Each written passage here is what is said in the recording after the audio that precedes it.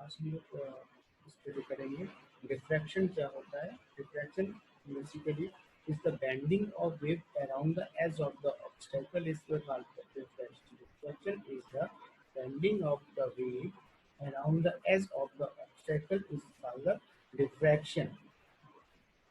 The condition is that the dimension of the obstacle r must be comparable to the wavelength of the wave. Dimension of the obstacle must be comparable to the wavelength of the wave. Dimension होनी चाहिए obstacle की, वो comparable to होनी चाहिए wavelength of the wave के होनी चाहिए, comparable होनी चाहिए। ठीक है, जैसे कि यहाँ पे हमने शो किया हुआ है कैसे शो होता है। ये पार्ट क्या है, ये पार्ट में है लाइट आ रही है और ये ऑब्स्टेकल है हमारा। बेसिकली ये ऑब्स्टेकल है, लाइट हमारी इधर से आ रही है। तो यहाँ पे जो ओपनिंग है ऑब्स्टेकल का, वो लार्ज है in comparable to the wavelength of the light. Wavelength of the light जो है, ओपनिंग हमारी बड़ी ज़्यादा है, ओपनिंग ज़्यादा है। तो हमारी क्या है, जो लाइट हमारी बेंड नहीं हो रही है, वो सीधे पास आउट हो जा रही है ऑब्स्टेकल के, पास आउट हो जा रही ऑब्स्टेकल के। नेक्स्ट कंडीशन क्या है, जैसी हमारी ऑब्स्टेकल का जो ओपनिंग है, ऑब्स्टेकल का जो ओपनिंग है in comparable to the wavelength है, वेवलेंथ के इक्वल होता है, तो हमारी क्या हो रही है, जो लाइट है हमारी वो बेंड हो जा रही है, बेंड हो जा रही है around the edge of the obstacle.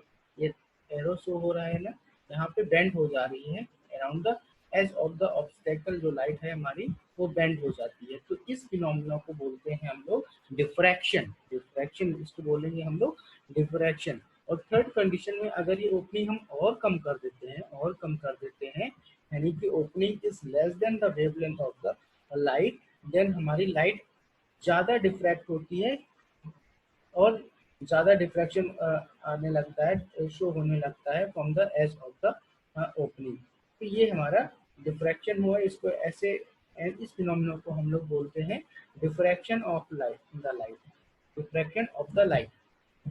Diffraction basically two types के होते हैं, क्लासिफाइड किया गया है, broadly classified into two types. First is the Fresnel diffraction and other is the Fraunhofer diffraction. In Fresnel diffraction, source of the light and screen are effectively at finite distance from the obstacle.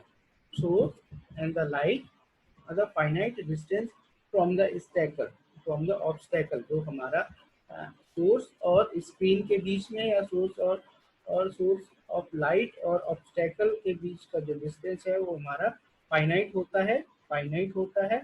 और इसमें किसी भी lenses की जरूरत नहीं है, इसमें किसी भी लेंसेज की जरूरत नहीं है। और लाइट यहाँ से सोर्स से ट्रेवल करती है, ऑब्स्टेकल के ओपनिंग में पड़ती है और फिर बेंड हो जाती है, और बेंड होकर किसी स्क्रीन के पी पॉइंट पे मिलती है। वहाँ पे उसका इंटेंसिटी का डिस्ट्रीब्यूशन पैटर्न हम लोग देख लेते हैं। ठीक है, तो ये हमारा इस टाइप के डिफ्रैक्शन को हम लोग बोलते हैं फ्रेस्नेल डिफ्रैक्शन। ये एक्सपेरिमेंटली हमारा इजी है, बट इसको एनालिसिस करने के लिए, एनालिसिस इसका बहुत ही कॉम्प्लेक्स है। एक्सपेरिमेंटली इजी है बट इसका एनालिसिस जो है वो बहुत ही कॉम्प्लेक्स है। और दूसरे टाइप का डिफ्रैक्शन होता है जिसको हम लोग फ्राउनहोफर डिफ्रैक्शन बोलते हैं। फ्राउनहोफर डिफ्रैक्शन में क्या होता है, फ्राउनहोफर डिफ्रैक्शन में हमारा source of light and screen के बीच में जो डिस्टेंस होती है वो इनफाइनाइट होती है, उसको बोलते हैं effectively eight infinite distance. Source of light and screen के बीच में इनफाइनाइट डिस्टेंस होती है। क्यों इनफाइनाइट डिस्टेंस बोलते हैं, क्योंकि हमारी जो लाइट जो इस लेंस से पड़ने के बाद पैरेलल हो जाती है और वो पैरेलल लाइन हमारी ऑब्स्टेकल में पड़ती हैं, ऑब्स्टेकल के ओपनिंग से हमारी बेंड हो जाती है। और इस लेंस से हम लोग उस लाइन को हम लोग फोकस कर लेते हैं किसी स्क्रीन पी पे, किसी स्क्रीन के पॉइंट पी पे हम लोग फोकस कर लेते हैं। वहाँ पे इसका इंटेंसिटी डिस्ट्रीब्यूशन देख लेते हैं।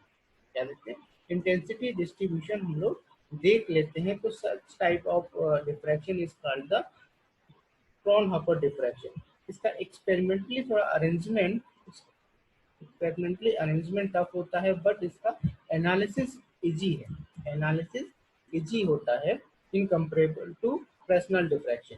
बट फ्रेसनल डिफ्रैक्शन में कंडीशन क्या है, हमें टू कॉन्वेक्स लेंसेज का यूज करना होता है, टू कॉन्वेक्स लेंसेज का यूज करना होता है। फर्स्ट लेंस हमारा क्या वहाँ पे प्लेस करते हैं सोर्स और ऑब्स्टेकल के बीच में, और सेकंड लेंस जो है हमारा ऑब्स्टेकल और स्क्रीन के बीच में प्लेस करते हैं, ऑब्स्टेकल और स्क्रीन के बीच में प्लेस करते हैं। तो such type of diffraction is called the Fraunhofer diffraction. Such type of the diffraction is called the Fraunhofer diffraction. Interference और डिफ्रैक्शन में अंतर क्या होता है? बेसिकली इंटरफेरेंस जो हमारा होता है, interference is the result of interaction of light coming from different wave front originating from the same source.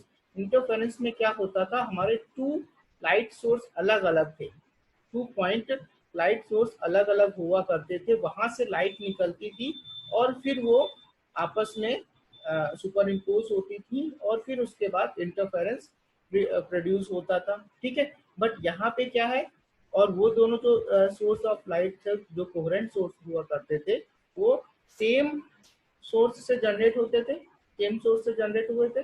ठीक है, तो इंटरफेरेंस में वही कह रहे हैं, interference is the result of interaction of light coming from the different wavefront originating from the same source। मतलब दो कोहेरेंट सोर्सेस थे हमारे, जो कोहेरेंट सोर्सेस होते थे वो उनका जो वेव फ्रंट होंगे वो अलग अलग होंगे दोनों के। बट डिफ्रैक्शन का क्या है, wave front interaction, diffraction is the result of interaction of light coming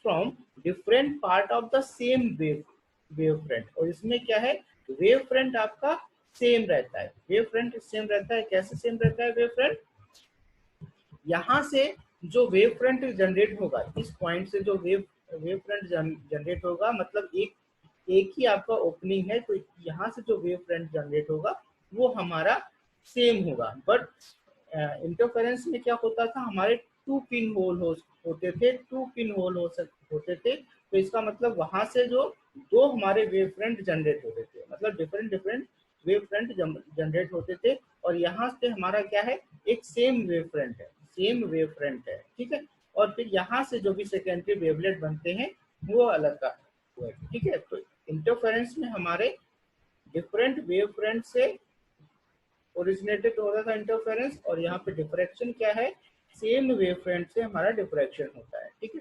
interference में और may not be same width, उसकी जो इंटरफेरेंस की जो विड्थ होती थी, फ्रिंज की विड्थ होती थी, तो सेम भी हो सकती थी और सेम नहीं भी हो सकती थी।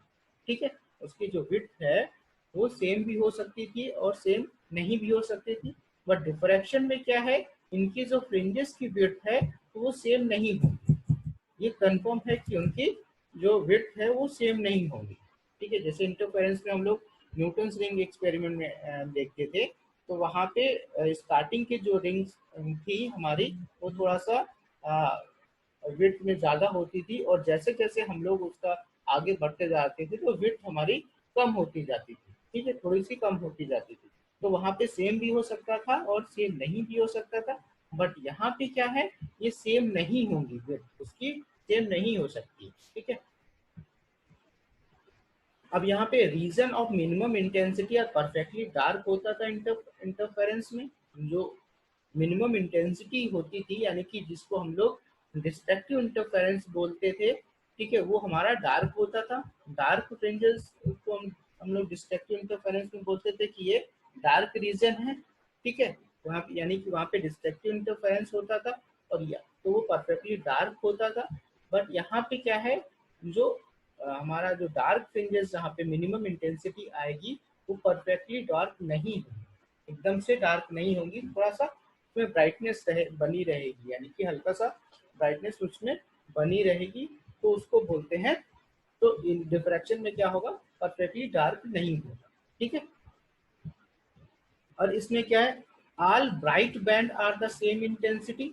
इसमें क्या होता था, जितने भी ब्राइट बैंड होते थे, यानी कि ब्राइट जो भी फ्रिंजेस होती थी, उनकी इंटेंसिटी सेम होती थी, उनकी इंटेंसिटी सेम होती थी, बट डिफ्रैक्शन में क्या होगा, उनकी इंटेंसिटी सेंट्रल मैक्सिमा, जो सेंट्रल पे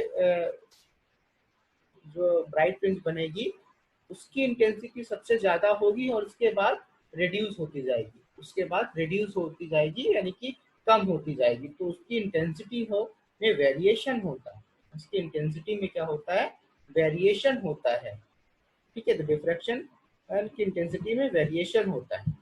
तो ये आपका